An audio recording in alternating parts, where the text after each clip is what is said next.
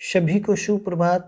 मैं मानवेंद्र कुमार कुशवाहा आज पुनः हिंदी की कक्षा लेकर उपस्थित हुआ हूँ। आज हम सभी सुरभि भाषा संपदा कक्षा अष्टम के भैया बहनों के लिए सभ्य वेश में पाठ 7 के चौथे भाग का अध्ययन करेंगे। इसके पीछे तक हम लोगों ने अध्ययन किया था कि महात्मा गांधी जी अंग्रेजी रहन सहन के लिए वेशभूषा को धारण किया, टाई बांधना सीखा, हैट खरीदी, डांस क्लास लिए, लच्छेदार भाषण सीखे और यहाँ तक कि फ्रेंच भाषा भी सीखी। लेकिन फिर उनको बेल महोदय की जो पुस्तक उनके दिमाग की घंटी बजाई, अर्थात उनके दिमाग के सभी पुर्जे खुले कि उनको क्या करना चाहिए, वह किस लिए आए हुए हैं, वह विद्यार्थी हैं, विद्यार्थी जीवन का क्या उद्देश्य होना चाहिए। इन्हीं विचारों की धुन में उपर्युक्त उद्गारों से पूर्ण एक पत्र मैंने भाषण शिक्षक को लिख भेजा था।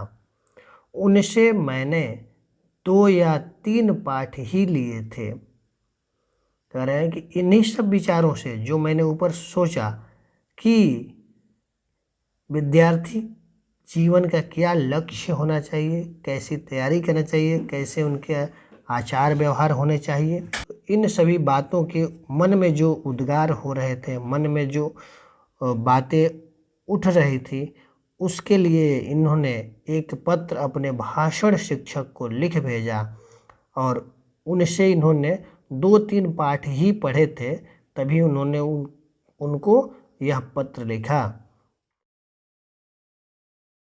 नृत्य शिक्षक को भी कह रहे, भाषण शिक्षक को मैंने अपने मन की उद्गार भरी बातों से एक प्रेरित पत्र दे दिया और नृत्य शिक्षक को भी वैसा ही पत्र लिख दिया। अर्थात जो मेरे मन में बातें थी उन सारी बातों को मैंने अपने डांस टीचर से भी वैसा ही पत्र लिखकर उनको भेज दिया। वायलिन शिक्षक के यहाँ वायलिन लेकर पहुँच गया, उससे यह बाजा जितने में बिके बेच देने को कहा और उनसे यह आग्रह किया कि यह वायलिन जितने में बिके उतने में बेच दिया जाए। उनसे भी यही बातें कहीं। अर्थात कहने का तात्पर्य हुआ कि अब उनके विचारों में केवल विद्यार्थी जीवन के जो लक्ष्य दिखाई दे रहे थे वह धारण हो गए थे। इसलिए उन्होंने अपने सभी शिक्षकों को, चाहे वह भाषण शिक्षक हो, चाहे वह नृत्य शिक्षक हो, वायलिन शिक्षक हो, सभी के वहाँ पत्र लिखे और वायलिन शिक्षक के यहाँ स्वयं पहुँचकर कहे कि यह जो वायलिन है, बाजा है, यह कितने में बेच देंगे आप। उसके साथ कुछ मित्रता का संबंध हो गया था, क्योंकि वायलिन बजाने वाले व्यक्ति के साथ इनसे कुछ मित्रता का संबंध हो गया था।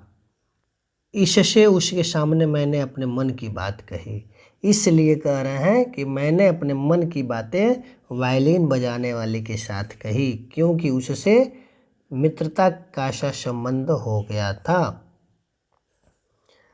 मेरे नाच आदि के जंजाल में से निकल जाने की बात उसने पसंद की। मेरे नाच आदि के जंजाल में से निकल जाने की बात उसने पसंद की।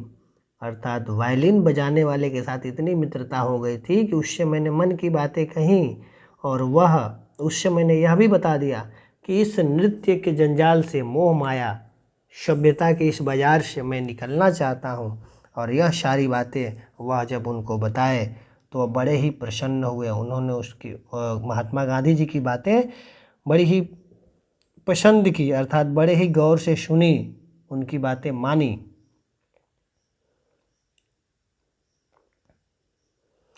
सभ्य बनने की मेरी सनक कोई 3 महीने चली होगी।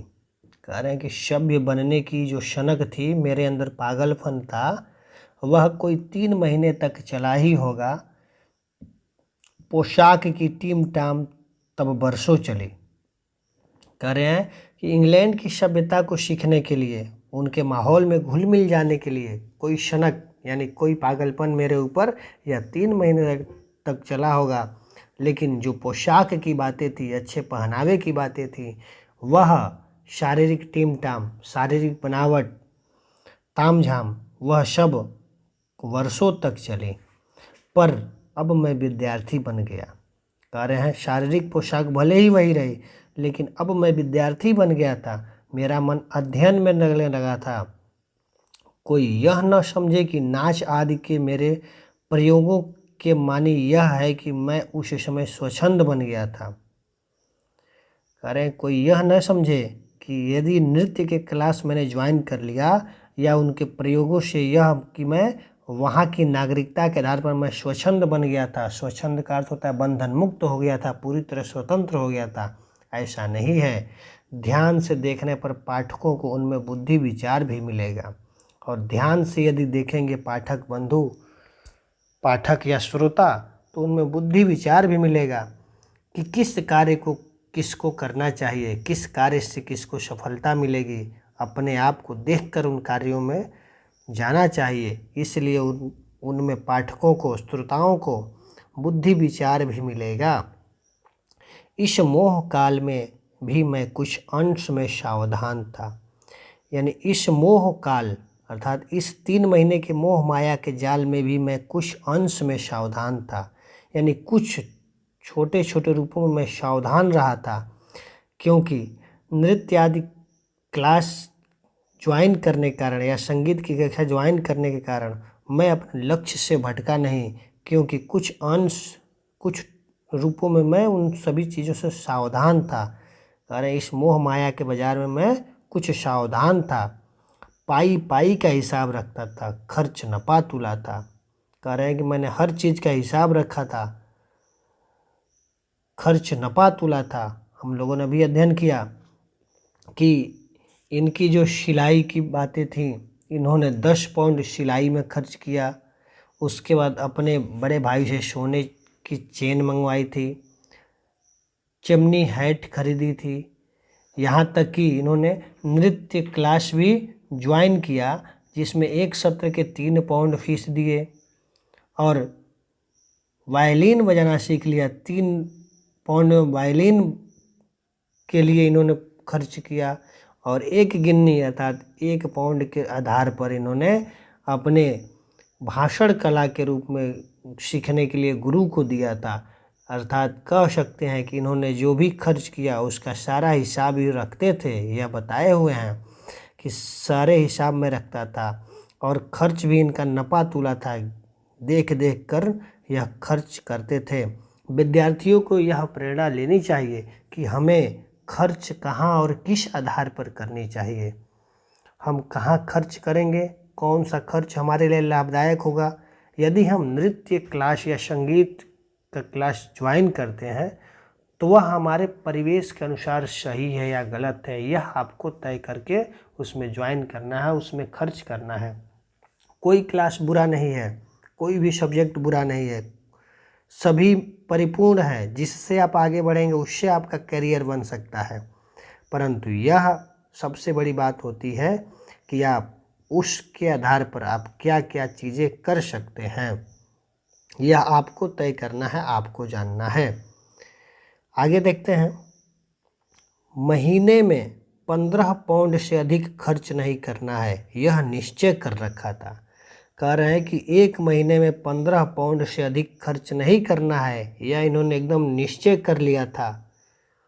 इससे भैया बहनों को भी सीखना चाहिए कि हमें 1 माह में कितना खर्च करना है, उसके आधार पर अपनी सारी बातें तैयार करनी चाहिए। और आप भी देखिए, इसमें बताया गया है, देखिए आगे, कि बस की सवारी और डाक खर्च भी रोज लिखता था, और सोने से पहले सदा अपनी रोकड़ मिला लेता था। यह आदत अंत तक कायम रही। यानी हर एक चीज़ें मैं लिखता था, बस की सवारी और डाक खर्च भी रोज लिखता था, और रात्रि विश्राम से पहले सभी चीज़ों को, सभी रुपए पैसे को मैं मिला लेता था, और यह आदत मेरी इतनी अच्छी थी कि मेरे अंत तक कायम रही। भैया बहनों को भी अपने प्रतिदिन का हिसाब, मैं ये नहीं कह रहा हूँ केवल रुपए पैसों का हिसाब अपने दैनंदिन अर्थात डायरी में लिखें, वो अपने प्रतिदिन पढ़े गए पाठों को डायरी में नोट करें, क्योंकि अभी लॉकडाउन का समय है और लॉकडाउन में विद्यालय नहीं चल रहे हैं। इस आधार पर अपने लिए स्वयं एक डायरी बनाइए। उस डायरी के आधार पर आप सभी उसमें अंकित करिए कि आज हमने क्या पाठ पढ़ा, कौन सा विषय पढ़ा, कितने देर पढ़ा। फिर उन सभी को आप देखिए, प्रतिदिन मिलाइए कि हमने क्या पढ़ा, क्या बनाया, क्या नहीं। इसके आधार पर देखिए आपकी जो दैनिक दिनचर्या है वह प्रभावित हो जाएगी, बदल जाएगी। आज की वीडियो में सिर्फ इतना ही। शेष प्रश्नोत्तर का भाग अगली वीडियो में देखेंगे। धन्यवाद।